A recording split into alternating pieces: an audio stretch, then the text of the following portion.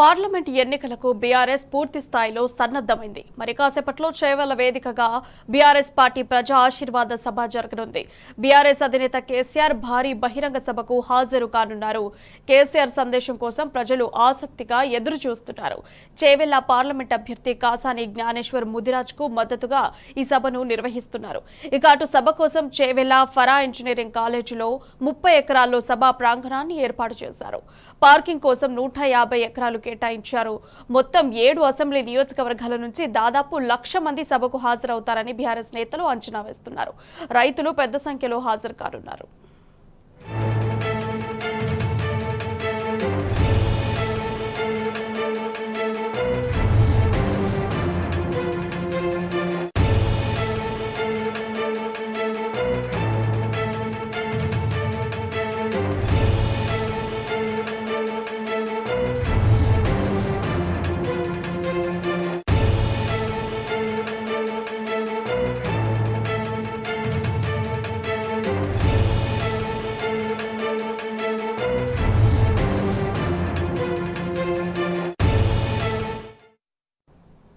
ఇక దీనిపై మరింత సమాచారం మా ప్రతినిధి లివిల్ సభా ప్రాంగణం నుంచి లైవ్ ద్వారా అందిస్తారు.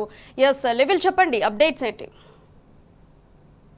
ప్రియా, మరికొద్ది సేపట్లో ఇటు చేవెళ్ల భారీ బహిరంగ సభకు బీఆర్ఎస్ అధినేత కల్వకుంట్ల చంద్రశేఖరరావు హాజరు కానున్నారు. లోక్సభ ఎన్నికల శంఖారావాన్ని ఈ చేవెళ్ల ప్రాంగణం నుంచే పూరించనున్నారు. ఏదైతే చేవెళ్ల పార్లమెంట్ అభ్యర్థి జ్ఞానేశ్వర్ ముదిరాజ్కు భారీ మేరతో గెలిపించాలని చెప్పేసి ఇప్పటికే పిలుపునిచ్చిన నేపథ్యంలో యావత్ చేవెళ్ల నియోజకవర్గం నుంచి పెద్ద ఎత్తున జనాలు కావచ్చు, రైతాంగం అంతా కూడా తరలినుంది. ఇప్పటికే రైతు పోరుబాట బట్టి రైతులు ఎదుర్కొంటున్న సమస్య అంతా కూడా ఇవాళ కేసీఆర్ తెలంగాణ ప్రజానికానికి, తెలంగాణ రైతాంగానికి మద్దతుగా నిలుస్తున్నారు. ఈ నేపథ్యంలో ప్రభుత్వం డిమాండ్ చేస్తున్నారు. అయితే ఈ చేవెళ్ల వేదికగానే లోక్సభ నియోజకవర్గాలకు సంబంధించి ఇవాళ ఎన్నికల శంఖారావాన్ని పూరించనున్నారు. దీనికి సంబంధించి ఇప్పటికీ అన్ని ఏర్పాట్లు పూర్తయ్యాయి. దాదాపు 4.5 గంటల సమయంలో ఆ బీఆర్ఎస్ అధినేత కేసీఆర్ ప్రాంగణాన్ని చేరుకుంటారు. ప్రాంగణాన్ని చేరుకున్న తర్వాత ఈ లోక్సభ నియోజకవర్గానికి సంబంధించిన పలు అంశాలపైన ఆ బీఆర్ఎస్ అధినేత ప్రసంగించనున్నారు. బీఆర్ఎస్ అధినేత ప్రసంగం కోసం ఇప్పటికే చేవెళ్ల ప్రజానికమంతా వెయిట్ చేస్తుంది.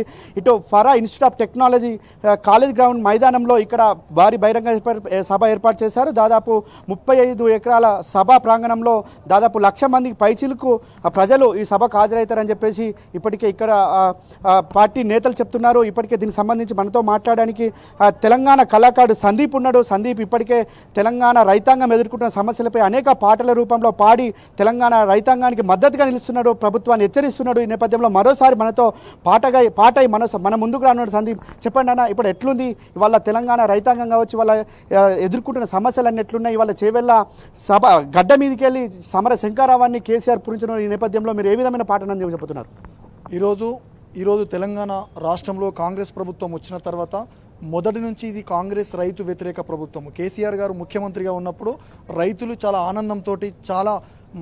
ఆనందంతో సుఖ సంతోషాలతో బతికినటువంటి సందర్భం. ఒకవైపు రైతు బంధు కావచ్చు, రైతు బీమా కావచ్చు, అన్ని విధాలుగా రైతులకు సాగునీరు, తాగునీరు అందించి ఈరోజు ముఖ్యమంత్రిగా ఉన్నప్పుడు కేసీఆర్ గారు చాలా గొప్పగా రైతుల్ని కడుపులో పెట్టుకుని ఒక కన్న తండ్రిలాగా చూసుకున్నటువంటి సందర్భం. కానీ ఈరోజు కాంగ్రెస్ ప్రభుత్వం ఏర్పడిన తర్వాత విపరీతంగా కరువు ఏర్పడ్డది.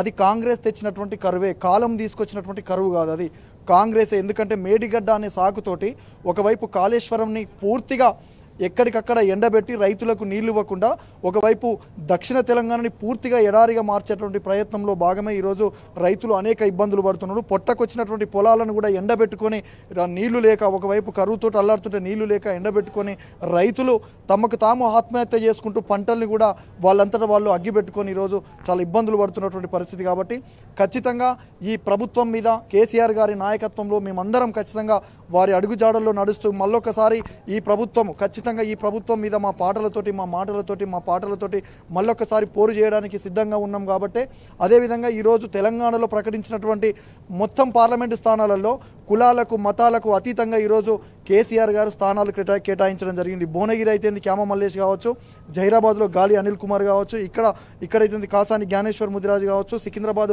పద్మారావు గౌడ్ కావచ్చు, హైదరాబాద్లో శ్రీనివాస్ యాదవ్, ఇట్లా అన్ని కులాలకు ప్రాతినిధ్యం వహిస్తూ ఒక బతుకమ్మను వేర్చినట్టు ఈరోజు కేసీఆర్ గారు ఈరోజు చాలా అన్ని కులాలకు మంచి ప్రాధాన్యత ఇచ్చింది. కాబట్టి ఖచ్చితంగా ఈరోజు కాంగ్రెస్ పార్టీ ఒక గౌడ సామాజిక వర్గానికి కావచ్చు, మాదిగ సామాజిక వర్గానికి కావచ్చు, యాదవ సామాజిక వర్గానికి, ఈ 3 కులాలను ఏ కులాలైతే రాజకీయంగా ముందడుగు వేయాలని ఉన్నారో ఆ 3 కులాలని పూర్తిగా విస్మరించి ఈరోజు అసలు ఈ తెలంగాణలో ఈ 3 కులాలు లేవన్నట్లుగా ఒకవైపు మాదిగలకు, ఒకవైపు గౌడ్లకు, ఒకవైపు యాదవులకు, ఈ 3 కులాలకు ఎక్కడ కూడా ఒక్క సీటు కూడా కేటాయించలేదు.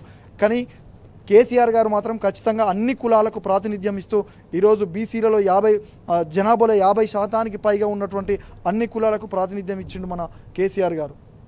అయితే ఇవాళ ఎక్కడ చూసినా పంటలు ఎండిపోయిన పరిస్థితి కనిపిస్తుంది, రైతాంగం కోసపడుతున్న పరిస్థితి కనిపిస్తుంది.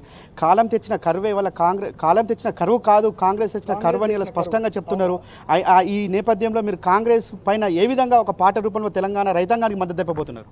వాస్తవానికి ఈ తెలంగాణ ప్రజలకు కేసీఆర్ మాత్రమే శ్రీరామ రక్ష. అందుకే వద్దురా నాయన ఈ కాంగ్రెసు పాలన, వద్దురా నాయన, వద్దురా నాయన ఈ కాంగ్రెసు పాలన, వద్దురా నాయన, వద్దురా నాయన ఈ నయవంచన పాలన, వద్దురా నాయన, వద్దురా నాయన ఈ నయవంచన పాలన, వద్దురా నాయన. అమలుగాని హామీలతో వారు గ్యారంటీలతో, అమలుగాని హామీలతో అమలుగాని హామీలతో వారు గ్యారంటీలతో, అమలుగాని హామీలతో అధికారం చేతబట్టి అరిగోసలు పెడుతుండ్రు. వద్దురా అరరర వద్దురా అరచల్ వద్దురా నాయన ఈ కాంగ్రెసు పాలన, వద్దురా నాయన, ఈ కాంగ్రెసు పాలన, వద్దురా నాయన, వద్దురా నాయన ఈ నయవంచన పాలన, వద్దురా నాయన, వద్దురా నాయన ఈ నయవంచన పాలన, వద్దురా నాయన. రైతు బంధు పొందబెట్టి రాజకీయం చేస్తుండ్రు, రాజకీయం చేస్తుండ్రు, అగో అడగబోతే లొల్లి పెట్టి దాడులకు దిగుతుండ్రు, దాడులకు దిగుతుండ్రు, మేడి గడ్డ కుంగిందని సాగు భూములెండబెట్టే, సాగు భూములెండబెట్టే, అడ్డగోలు హామీలిచ్చి, అడ్డగోలు హామీలిచ్చి, అడ్డగోలు హామీలు ప్రకటించి తప్పుకుండ్రు,